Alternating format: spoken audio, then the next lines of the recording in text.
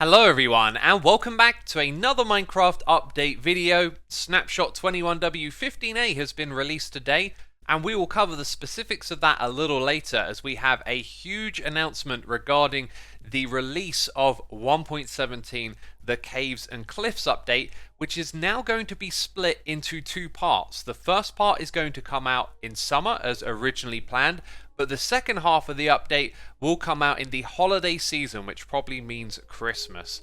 Now, there are three main reasons for doing this. One of them is technical complexity.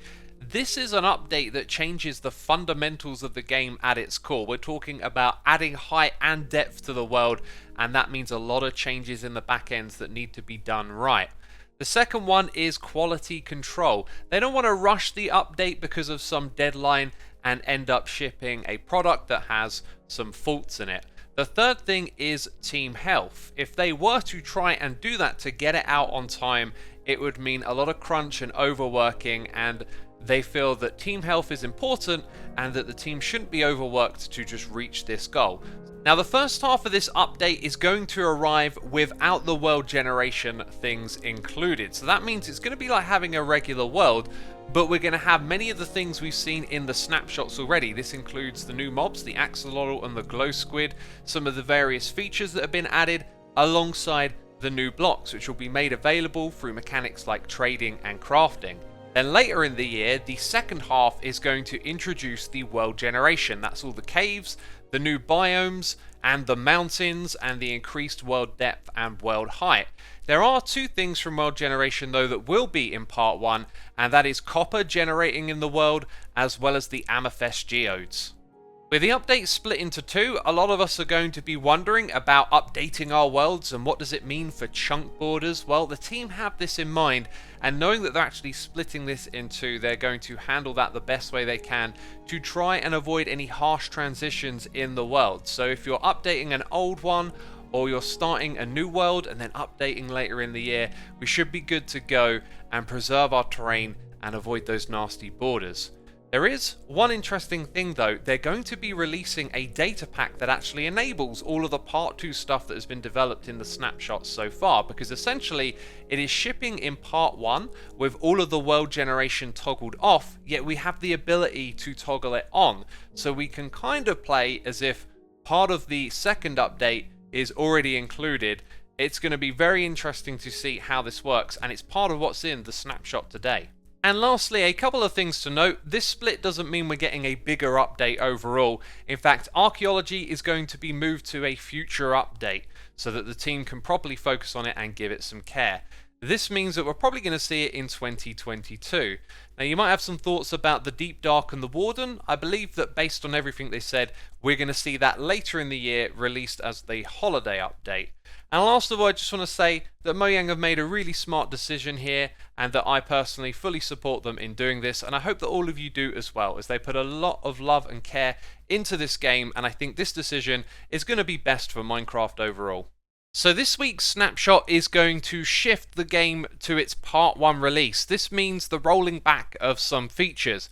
World height has been switched back to the 1.16 levels. The ore distribution has been returned to 1.16 as well. Noise caves and aquifers are switched off, as well as the crack carvers. And cave and ravine carvers have been returned to their 1.16 settings. Copper ore is now going to generate between the bottom of the world and height 192, with the most common height being around 96 blocks. In the patch notes, it says that blobs of tuff will generate between 0 and 16. It doesn't actually make any mention of deep slate, but I can also find that down here generating at this level. And as already mentioned, the amethyst geodes will be generating in this version of the game. And because of these changes, it means that worlds made between snapshot 06A and 14A will not be able to be loaded, but any created before 05B and currently in this snapshot can be loaded. Now let's move on to the data pack that actually enables most of the features we've seen in development. On the blog post there is a link to download this data pack. I'll provide a link to the post in the description box down below. So to use the data pack, we have to create a new world, go into the data pack screen. We then take that zip file we've downloaded, drag and drop it into the game, click yes, move it across to the selected side, and it's ready to go. When you create the world, you're going to get this experimental settings screen right here, so just click proceed to continue. And now it is like last week's snapshot. If we go down under the ground, you'll see that we have the extended region below the bottom of the world enabled, and many of the other features as well. And as you can see here, when we go to play that world, we will be able to from this menu, although it will remind us again that we are using experimental settings. And while we're here, I thought I'd mention that the menu background panorama has changed. It is tradition now to give a new one for each update of Minecraft, showing some of the features, and this is it right here. I've sped it up so you can see the whole panorama. So with the big announcement and some of the technical details out of the way, let's get into some of the features of this snapshot. The first one we're going to check out is the goat, which has already been added, but only partially. And one of the things we expected to see is it not try and pathfind over powdered snow, which has now been implemented. You'll see every time the goat chooses to walk, it just walks a short distance because it's not got anywhere else to go. Now, one of the things that it's supposed to do in this snapshot is ram anything that moves, although I haven't got one of these to ram me, the player, yet, so I thought I would put some sheep in here, and if we get to see them ramming, they might hit the wood around the outside here. This is another feature that I don't think has actually been implemented yet. And what I mean by that is that when they use their rams on wood, they drop their ram horns, and that's an item that you can get in Bedrock, but we can't get it yet in Survival. And, you know, I've been testing this for a while, and even when recording, I haven't seen any ramming action going on yet. Now, the blog post does note that there are two things that they are not fond of, and one of them is armor stands. So maybe this is just not implemented yet. The other one is creepers, which are supposed to be rather scared of the goats.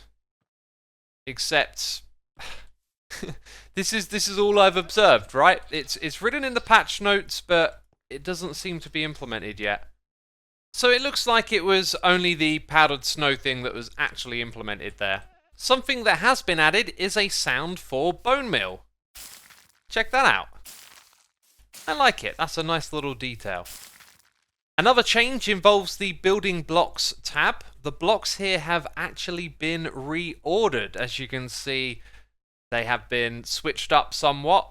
I'm sure you'll have to get used to where all the new blocks are found in this menu, although it's quite like it was before, just some things being reordered. You might also notice there are a couple of new blocks in here too.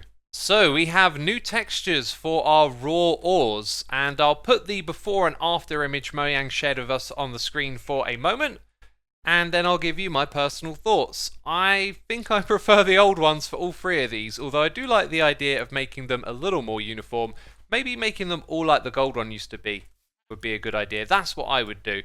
Anyway, check this out. We've got a new crafting recipe because 9 of these will make one of these blocks of raw gold, copper, or iron. Wow. Let's check these out. The Mojang devs, they keep giving us textures. Look at this. I think this right here complements glowstone pretty well, and I actually reckon these are going to be really fun and interesting to build with, although they might go through the process of being tweaked. These are really curious textures. I could see you mixing them in with various other materials, maybe stuff like cobblestone, and they might be quite palatable, but this is unlike, you know, any other texture we've seen before, maybe glowstone being the closest thing. Anyway, let me know with a comment down below what you think of these new textures. And while you're down there, if you haven't hit the subscribe button, be sure to do so to keep up with all the info on these Minecraft updates. Also, half tree. I have found half a tree. I did not punch these leaves out. I also forgot to mention something about this in the previous snapshot. You can still smelt the regular ore blocks, and also the nether gold ore isn't affected. This still drops nuggets, but here's an interesting thing. These blocks can't be smelted. I'm wondering if maybe they should be able to be smelted and they could drop 9 at a time. But anyway, the reasoning behind doing this is to save on inventory space. So when you're out and about exploring, you can craft these up into, you know, like 9 stacks can become 1 stack of blocks in your inventory, essentially.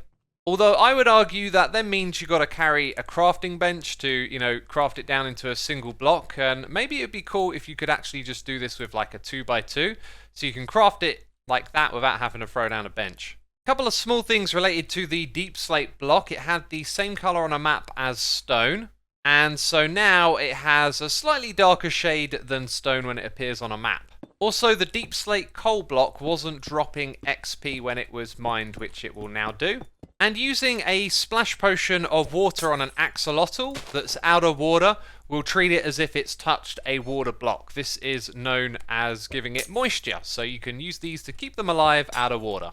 There are also some technical changes in this snapshot, with the marker entity being a big deal. This is like a replacement for having an invisible armor stand that holds data, and this will only be a server-side thing, so it doesn't get rendered by the client, and it can also hold data inside of it.